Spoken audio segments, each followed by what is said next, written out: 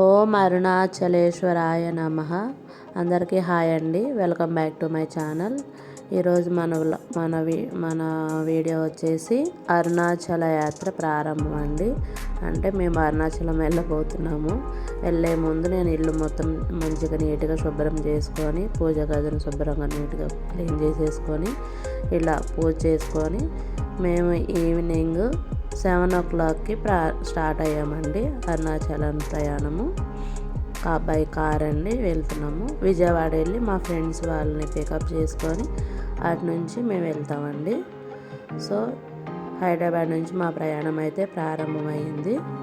Outer ring road మీద నుంచి start అయ్యాము. ఎంతో పుణ్యం చేసుకుంటే తప్ప అరుణాచలము మనం వెళ్ళలేం కదండి అంటారు కదా. అరుణాచలం వెళ్ళక ముందు వెళ్ళిన తర్వాత అని 2 లైఫ్లు ఇస్తాడు అంటారని నమ్మకం కదండి మనందరికీ శివయ్య. ఇలా మేము విజయవాడ వెళ్ళి మా ఫ్రెండ్ వాళ్ళ ఫ్యామిలీని పికప్ చేసుకొని విజయవాడ టు అరుణాచలం వేలో వెళ్తున్నామండి. నెల్లూరు, ఇటు తిరుపతి, రేణిగుంట ఇవన్నీ మనకు టచ్ అవుతాయి కదండి. ఇలా నెల్లూరు వచ్చేసరికి చూడండి, ఫుల్ మంచు అయితే పట్టుందండి. అసలు ముందు వెహికల్కి కనిపించలేకుండా అయిపోయింది. చూడండి ఎంత మంచు పట్టున్నదో. హైదరాబాద్కి అటు సైడ్ నెల్లూరు సైడ్కి క్లైమేట్ అనేది చాలా డిఫరెంట్గా ఉందండి. మేము నైట్ 7 o'clockకి స్టార్ట్ అయితే హైదరాబాద్ నుండి మేము విజయవాడ వెళ్ళేసరికి మిడ్-నైట్ 1:30 అయిందండి. 1:30 నుండి మా ఫ్రెండ్ వాళ్ళని పికప్ చేసుకొని ఇంకా ఎక్కడ ఆగలేదండి. డైరెక్ట్ ఇంకా స్టార్ట్ అయిపోయి ఇట్లా మార్నింగ్ అయిపోయింది. ఇంకా 7-8 o'clockకి ఒక డాబా దగ్గర ఆగి కొంచెం బ్రష్ చేసుకొని టిఫిన్స్ చేసి మళ్ళీ మేము స్టార్ట్ అయ్యామండి. నెల్లూరు వచ్చేసాము. చూడండి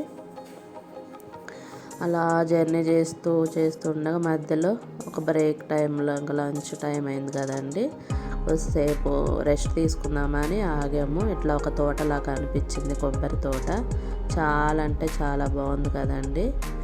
మేము ముందుగానే mat, pillows, bedsheets, water cans ఇట్లానే అన్నీ రెడీగానే తీసుకొని వెళ్ళామండి మేము. ఎందుకంటే కార్లో వెళ్తున్నాం కదా, మా ఫ్రెండ్ వాళ్ళ పిల్లలు ఉన్నారు.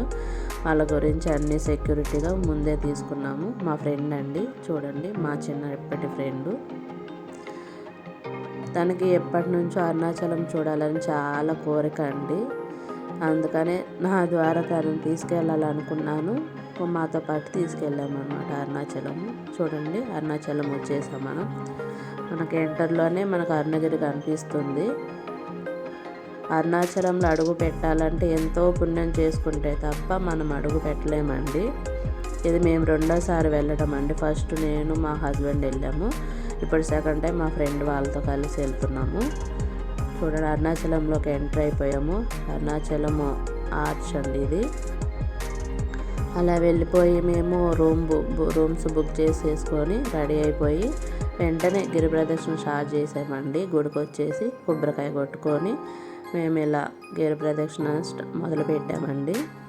అరుణాచలం వెళ్తే గిరి ప్రదక్షిణ కంపల్సరీ కదండి. అది చేస్తేనే మనకు మనసు అనేది తృప్తిగా ఉంటుంది కదా. అది చేయకుండా వచ్చామంటే మనకు మనసు ఏదో లాగేస్తున్నట్టు అనిపిస్తుంది. ఆ శివయ్య మహిమలు అలా ఉంటాయి అన్నమాట. మనం మనసుతో నమ్మాలి. ఏదైనా నమ్మితేనే జరుగుతాయి. ఏవి జరగాలన్నా మనం ఏదైనా కోరిక అడిగామంటేనండి, మనం వచ్చిన తర్వాత మీకు ఆ డిఫరెన్స్ తెలిసిపోతుంది. ఖచ్చితంగా జరుగుతుంది మనం కోరుకున్నది. ఇక్కడ వెళ్ళేసి దండం పెట్టుకొని మేము ఎడమ వైపు నుంచి మనం గిరి ప్రదక్షిణ స్టార్ట్ చేయాలంటారు కదండి. ఇలా ఇంకా మేము గిరి ప్రదక్షిణ స్టార్ట్ చేసామండి. నేను మా ఫ్రెండ్ వాళ్ళ హస్బెండ్, మా హస్బెండ్, పిల్లలు వాళ్ళు కార్లోనే చేశారు. డ్రైవింగ్ చేసి కొంచెం అలసిపోయారు వాళ్ళు. గిరి ప్రదక్షిణ చేయలేమన్నారు. అందుకని వాళ్ళు కార్లో చేశారండి. నేను మా ఫ్రెండ్ అయితే బై వాకే చేసామండి. మొదటగా ఇంద్రలింగాన్ని దర్శించుకున్నాము. ఎందుకంటే నైట్ టైం కదండి, ఆల్మోస్ట్ కొన్ని టెంపుల్స్ అన్నీ క్లోజ్ అయిపోయాయండి. మేమేంటంటే త్వరగా గిరి ప్రదక్షిణ చేసేసుకోవాలి, నైట్ అయినా సరే స్టార్ట్ చేసేసామండి. సెకండ్ అగ్నిలింగానికి వచ్చేసామండి.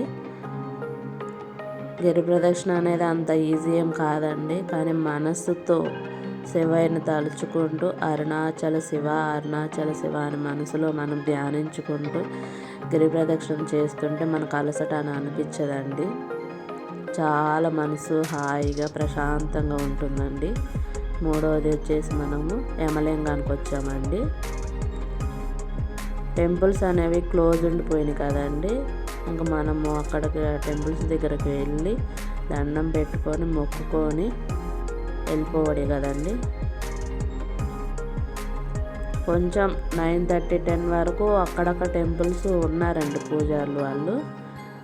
మనకు కొన్ని మాత్రమే ఓపెన్ అయి ఉన్నాయి, ఆల్మోస్ట్ అన్ని క్లోజే ఉన్నాయి, నైట్ టైం కదండి. ఇంకోటి ఏంటంటే అండి, గిరి ప్రదర్శన చేసేటప్పుడు నేను ఇంట్లో ఎప్పటి నుంచో దాచిపెట్టుకున్న కాయిన్స్ ఉన్నాయి కదండి, కాయిన్స్ని ఒక్కొక్కరు అక్కడ సాధువులు ఉంటారు కదా, వాళ్ళకి ఇచ్చుకుంటూ వెళ్ళాలని నాకు కోరిక అండి. అలా ఇచ్చుకుంటూ గిరి ప్రదర్శన చేసుకుంటూ నా ప్రయాణం మొదలుపెట్టారండి. చూడండి, నైట్ టైం కదా, జనాలు చాలా తక్కువ ఉన్నారు అండ్ అన్ సీజన్ కదండి. మేము ఎందుకు అన్ సీజన్లో వెళ్ళామంటే ప్రశాంతంగా దర్శనం చేసుకోవాలి, గిరి ప్రదర్శన చేసుకోవాలని మేము ఇలా అన్ సీజన్లో వెళ్ళామండి. చూడండి, దారి మధ్యలో జింకలు అంటే చాలా బాగున్నాయి కదా, వాటికి మనం ఫుడ్ పెడుతుంటే తింటున్నాయండి దగ్గరకు వచ్చి. చూడండి ఎంతో బాగున్నాయి కదా, అంతా శివయ్య సన్నిధిలో బ్రతుకుతున్నాయి అన్నమాట అవన్నీ. నెక్స్ట్ సూర్యలింగానికి వచ్చేసామండి. ఇక్కడ దండం పెట్టుకొని మళ్ళీ మొదలు పెట్టాము. చూడండి, గిరి ప్రదక్షిణ చాలా హ్యాపీగా హాయిగా ప్రశాంతంగా చేసుకున్నామండి. శ్రీవారి పాదాలు అంటే విష్ణు పాదాలు కదండి, మనకు మధ్యలో గిరి ప్రదక్షిణ దారిలోనే కనిపిస్తాయి. ఇక్కడ కూడా దండం పెట్టుకొని మళ్ళీ మొదలు పెట్టాము. నెక్స్ట్ వరుణ లింగం అండి. మొత్తం 8 లింగాలు ఉంటాయి కదండి ఇక్కడ ఫేమస్గా.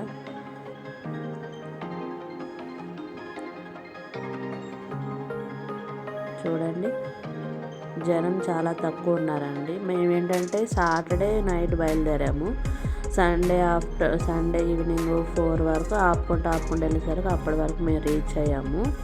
తర్వాత మండే రోజు దర్శనం చేసుకోవాలని మేము సాటర్డే స్టార్ట్ అయ్యామండి. మండే మన శివయ్యకి ప్రత్యేకత కదండి, అందు గురించి మండే దర్శనం కావాలని మేము సాటర్డే బయలుదేరాము. అమ్మవారండి, అమ్మవారు ఎంతో చక్కగా అలంకరించారండి, చాలా బాగుందండి. ఎందరో దేవతామూర్తులు ఈ ప్రదేశంలో గిరి ప్రదర్శన చేస్తూ ఉంటారని మన పురాణాలు చెప్తున్నాయి కదండి. ఇప్పటికీ సాక్షాత్తు ఆ శివయ్యే ఆ కొండ రూపంలో ఉన్నారని నమ్ముతారు కదండి. ఒక చెట్టు కింద ఇంకా ధ్యానం చేసుకుంటూ ఉన్నారని చెప్పుకుంటారు కదా. నాకు తెలిసిన మటుకు చెప్తున్నానండి, మీకు ఏమైనా తప్పులుంటే క్షమించండి.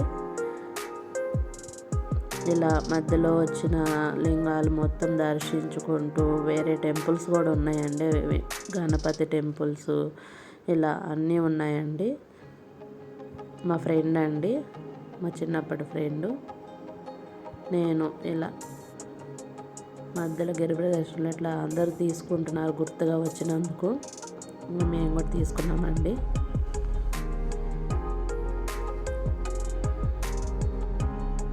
అసలు ఎంత మనసు అయితే హాయిగా ఉంటుందనండి చేస్తుంటే.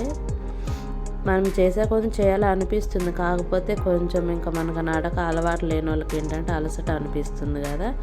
మనం ఆగామంటే నొప్పులు వేస్తాయి, కాళ్ళు ఆగకుండా అట్లనే రన్నింగ్లో వెళ్ళిపోతూ ఉంటేనే మనకి మంచిగా చేయగలుగుతామండి. కుబేరలింగానికి వచ్చేసామండి.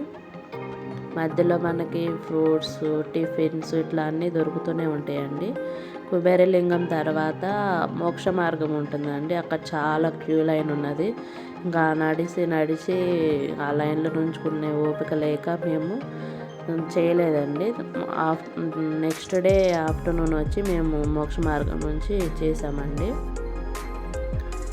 అది కూడా ఎందుకు మిస్ అవ్వాలని మా హస్బెండ్ అంటే ఇలా మేము మధ్యాహ్నం వచ్చి గిరి ప్రదేశం మోక్ష మార్గం నుంచి ఇలా వచ్చామండి, నేను మా ఫ్రెండు.